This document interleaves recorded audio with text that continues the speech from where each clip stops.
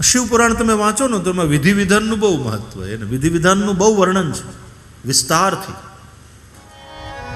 8 મૂર્તિयां हैं शंकर की, ये ध्यान से सुनो शिवपुराण जो कह रहा, 8 मूर्तियां हैं। उनमें पहले तो ये जो 5 महाभूत है, आकाश, वायु, तेज, जल, पृथ्वी, ये पांचों शिव की ही मूर्ति है। फिर सूर्य, चंद्र और अग्नि,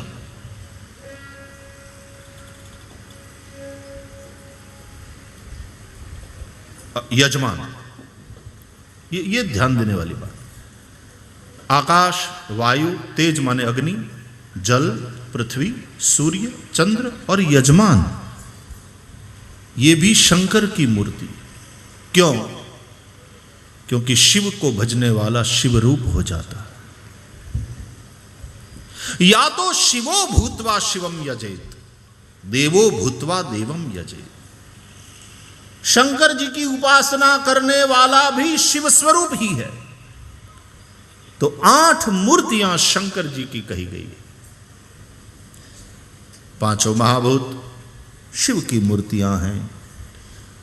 सूर्य शिव की मूर्ति है, चंद्रमा शिव की मूर्ति है, और आराधना करने वाला यजमान शिव की मूर्ति।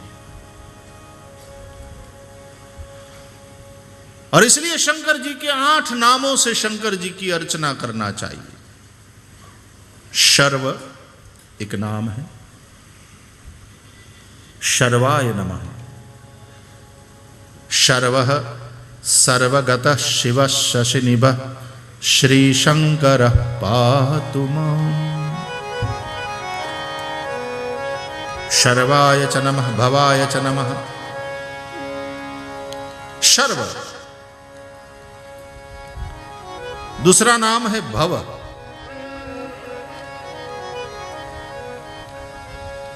भवम भवानी सहितम नमामि।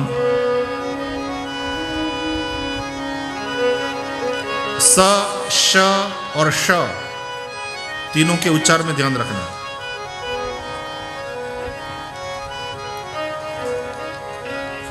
घना सर्व ने शर्व के, सवार ने सवार ज कहेवाय, शवार न कहेवाय। आवतीकाले सवारे ने बदले बहु ई वળી ચોખ્ખું બોલવા જાય પાછું, આવતીકાલે સવારે આવીશ। પણ સવારે શું કામ ભાઈ? સવારેનું સવારે જ હોય। सकलो शकलो महाभूत, सकल नो अर्थ बदलाई जाए અને शकल नो अर्थ बदलाई जाए। શું થાય ભાઈ? સમજાવો, व्याकरण शास्त्री समझाओ। सकलो शकलो महाभूत, स्वजनो स्वजनो। स्वजनो स्वजनो અને स्वजनो। सकल એટલે બધા, બધો, બધા। અને शकल એટલે शकट। हाँ, शकट। सकलो शकलो महाभूत અને स्वजनो स्वजनो। स्वजन એટલે स्व કૂતરો। સ્વ એટલે કૂતરો થાય, કુત્તાજન। એટલે વ્યાકરણ શીખવું પડે વાલા, કે જેમ બોલાતું હોય એમ જ બોલાય। હા, પછી લોક બોલીની અંદર એના થોડા સનો હ થાય ને એ બધું બરાબર છે। સુરતમાં તો જાઓ ત્યાં તો સનો હ જ કરે। સુરેશ ને હુરેજ કે શાકભાજી।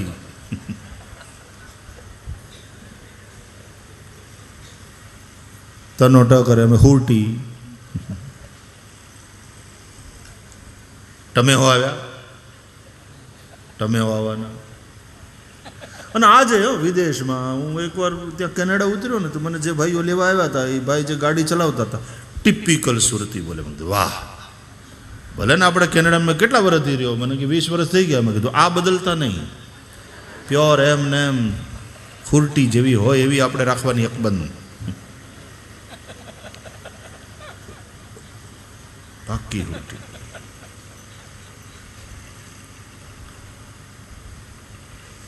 તો શર્વ એ શિવજીનું નામ છે. સર્વ એટલે બધું, પણ શર્વ. બીજું નામ ભવ, ત્રીજું રુદ્ર, રુદ્રાય નમઃ. ચોથું ઉગ્ર, ઉગ્રાય નમઃ. પાંચમું ભીમ, ભીમાશંકર છે ને, ભીમ, ભીમ ભયંકર.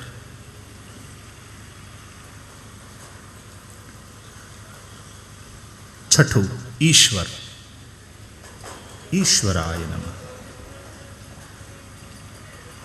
સાતમું મહાદેવ અને આઠમું પશુપતિ. પશુનામ પતિમ પાપનાશમ પરેશમ. પશુપતિ ક્યાં બિરાજે છે? પશુપતિ રૂપે નેપાળ, કાઠમંડુ. અને ભીમાશંકર મહારાષ્ટ્રમાં. મહારાષ્ટ્રમાં અને નજીક નજીક 5 જ્યોતિર્લિંગ છે 12માંથી. વચ્ચે અમે મુંબઈથી 5 જ્યોતિર્લિંગ યાત્રા કાઢેલી, મજા આવી ગઈ હતી. ત્રંબકેશ્વર ગયા, ધૃષ્ણેશ્વર ગયા, ભીમાશંકર ગયા,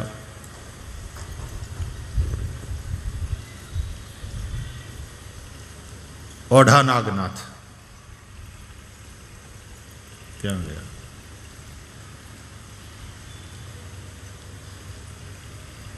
तो भीम, भीमाशंकर महाराष्ट्र में. तो इन 8 नामों से भगवान शंकर की अर्चना करना चाहिए. अच्छा, 10 उनका परिवार है, उनके साथ 10 रहते हैं. ईशान, नंदी, चंड, महाकाल, भृंगी, वृष, बोलो नंदी, स्कंद, कपर्दीश्वर, सोम અને શુક્ર. આ 10 શિવજીનો પરિવાર. શિવજીના સમક્ષ વીરભદ્ર અને શિવજીની પાછળ કીર્તિમાનની પૂજા કરવાનું વિધાન છે.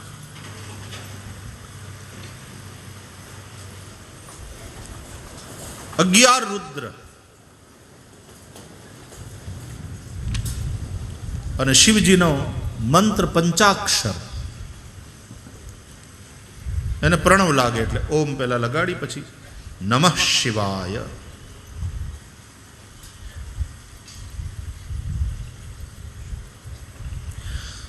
ભસ્મથી ત્રિપુંડ કર્યા વિના, ગળામાં રુદ્રાક્ષની માળા ધારણ કર્યા વિના શિવ પૂજામાં ન બેસાય. એના દ્વારા અધિકારની પ્રાપ્તિ થાય. ગળામાં તુલસીની માળા, તિલક અને વ્રજરજ મુખમાં મૂકી અને વૈષ્ણવ ભગવાન નારાયણની સેવામાં સમર્પિત થાય. એમ ભસ્મના ત્રિપુંડ અને ગળામાં રુદ્રાક્ષની માળા અને હારે લાટ બધા બિલીપત્ર લઈ, બીજું કાંઈ ન હોય તો એક લોટો જળ ને બિલીપત્ર લઈ, પણ ભસ્મના ત્રિપુંડ, ગળામાં રુદ્રાક્ષની માળા લઈ અને પછી લોટો પાણી ચડાવી ભગવાન શંકરને અને બિલીપત્ર ચડાવી દી. પત્યું. બિલીપત્ર, બિલ્લીનું ઝાડ પોતે જ શિવ સ્વરૂપ છે. બિલીના ઝાડના મૂળમાં બધા જ તીર્થોનો વાસ છે. जितने भी तीर्थ कहे गए हैं उन सभी तीर्थों का वास बिल्व वृक्ष की जड़ में. ऐसा लिखा है कि वहां पानी देने से शंकर जी प्रसन्न हो जाते हैं। और बिल्व पत्र की जड़ में जो जल है, खामणा, खामणું કર્યું હોય અને એમાં પાણી આપ્યું હોય, એ ખામણાના જલથી આમ પ્રોક્ષણ કરી લઈએ ને તો બધા તીર્થોના સ્નાનનું પુણ્ય પ્રાપ્ત થાય.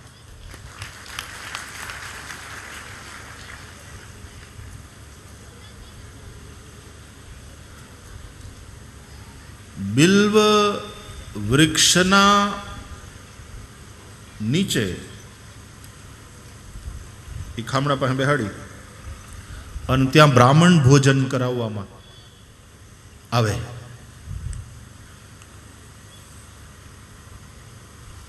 એનો ही बहु महिमा है. शिव पुराण है तो उससे संबंधित सारी जो महत्वपूर्ण बातें हैं वो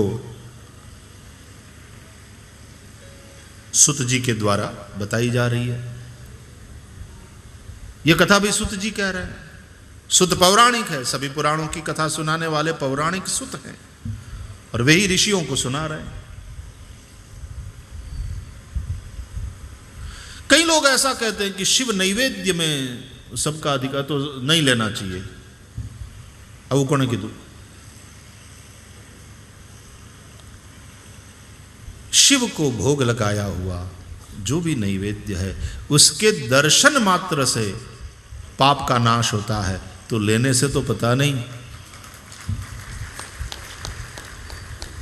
प्रेम पूर्वक ग्रहण करना चाहिए शिव नैवेद्य.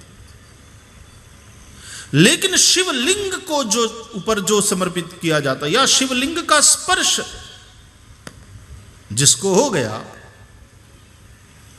उसका ग्रहण नहीं. ये एक परंपरा, एक मर्यादा हमारे यहां है. लेकिन देखो, शिवलिंग का स्पर्श पाया हुआ जो भी नैवेद्य है, केला, पेंडा, बर्फी, काजू कतरी, न्या ऊपर को के धरी दीधु अने भूख लागी हमें प्रसाद छे महाराज अने काजू कतरी पेंडा ने होय पछी रेवाय. डायबिटीज वाळाने पाछुं वधारे मन थाय. हवे शिवलिंग नो स्पर्श थयो होय ने त्यां ए रीते चढ़ाववामां आव्युं तो आम लेवाय नहीं. पण ऐसा नैवेद्य भी यदि शालिग्राम शिला आपके पास है तो शालिग्राम शिला के स्पर्श से ग्राह्य हो जाता. એટલે ગળામાં શાલિગ્રામ લઈને ફરવું ક્યાંક કામ લાગે. કામ લાગે.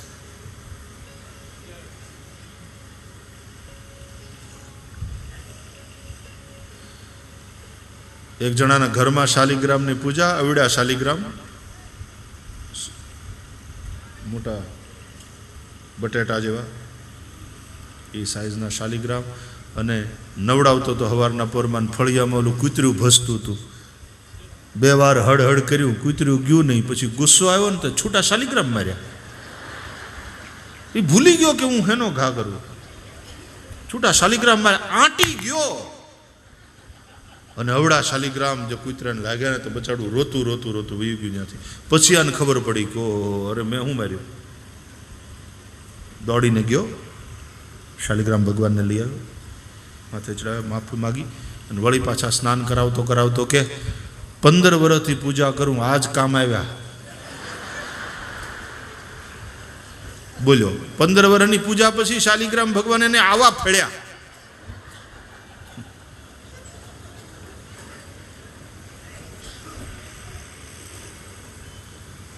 तो शालिग्राम शिला के स्पर्श मात्र से ही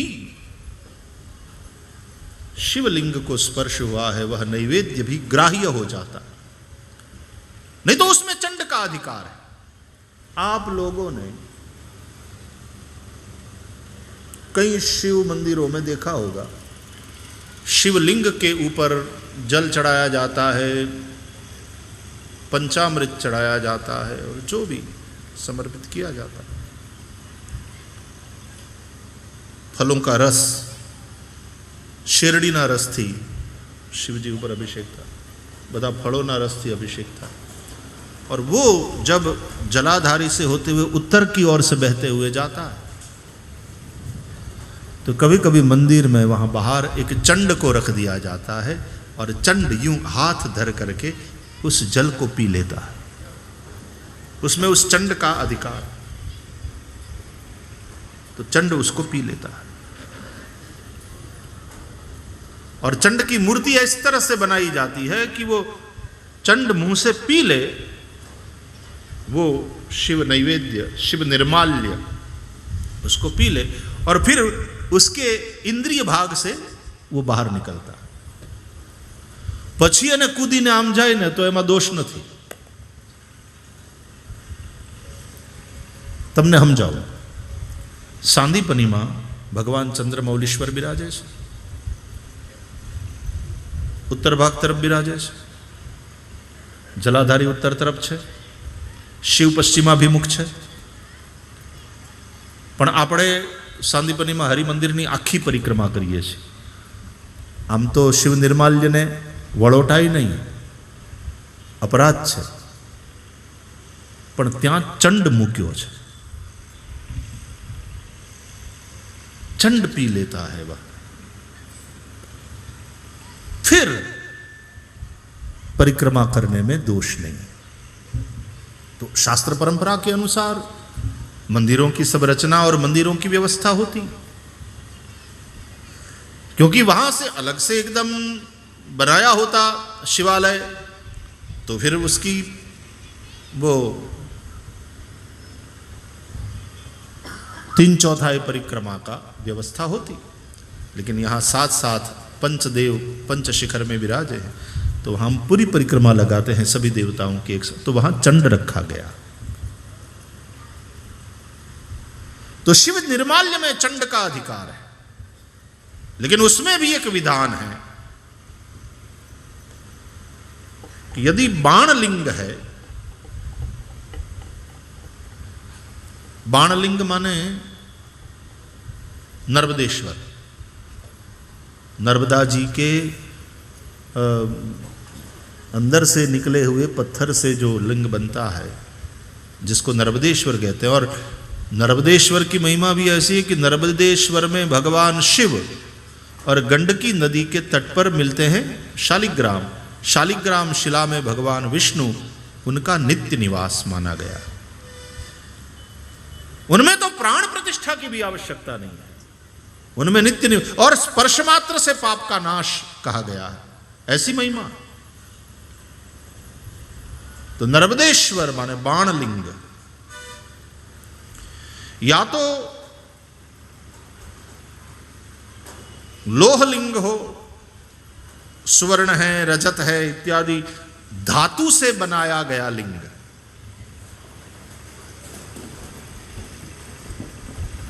या सिद्धलिंग, सिद्धों के द्वारा पूजित,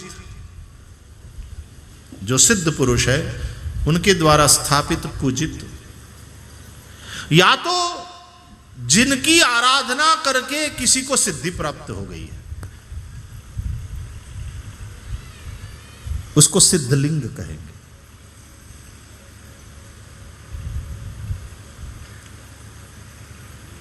या चौथा स्वयंभूलिंग। कई जगह हम दर्शन करने जाते हैं, लोग कहते हैं ये स्वयंभू महादेव है। इन 4 प्रकार के लिंगों में बाणलिंग, लोहलिंग, सिद्धलिंग, स्वयंभूलिंग और शिव का जो सकल रूप है यानी साकार रूप,